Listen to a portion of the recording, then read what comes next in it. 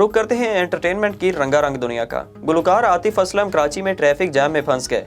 उन्हें बाइक पर सवार होकर कंसर्ट में पहुंचना पड़ा। मीडिया रिपोर्ट्स के मुताबिक आतिफ असलम जब गुज़िश्ता रात कंसर्ट के लिए निकले तो ट्रैफिक जैम देखकर आओ देखा न ताओ मोटरसाइकिल पर सवार हुए और ठंडी हवा को एंजॉय करते हुए कंसर्ट के मुकाम तक पहुंच गए।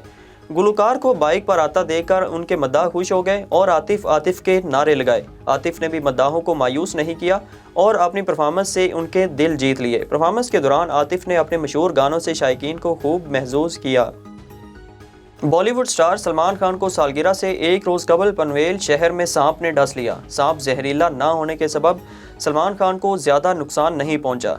रिपोर्ट्स के मुताबिक सलमान खान अपने फार्म हाउस में मौजूद थे कि सांप ने डस लिया। उन्हें फौरी तौर पर अस्पताल मुंतकिल कर दिया गया।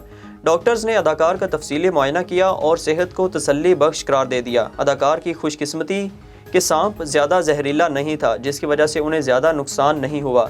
सलमान खान की सालगिरह आज 27 दिसंबर को मनाई जानी है। सांप काटने के वाक़े पर घर वाले तशवीश में मुब्तला हो गए, ताहम डॉक्टर्स के इत्मीनान दिलाने पर उन्हें वापस फार्म हाउस ही मुंतकिल कर दिया गया।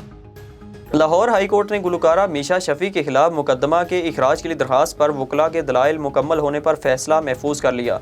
लाहौर हाई कोर्ट के जस्टिस तारिक सलीम ने मीशा शफी की दरखास्त पर समाअत की, जिसमें गुलकारा ने अपने खिलाफ FIA के मुकदमे को चैलेंज किया। समाअत के दौरान मीशा शफी की वकील हिना जिलानी ने एतराज़ उठाया और दावा किया कि अदाकार अली जफर ने मुकदमा दर्ज कराया ताकि सेशन कोर्ट में हत्के इज्जत के दावा पर असरअंदाज हुआ जा सके। मीशा का मौक़िफ़ सुने बगैर मुकदमा दर्ज किया गया।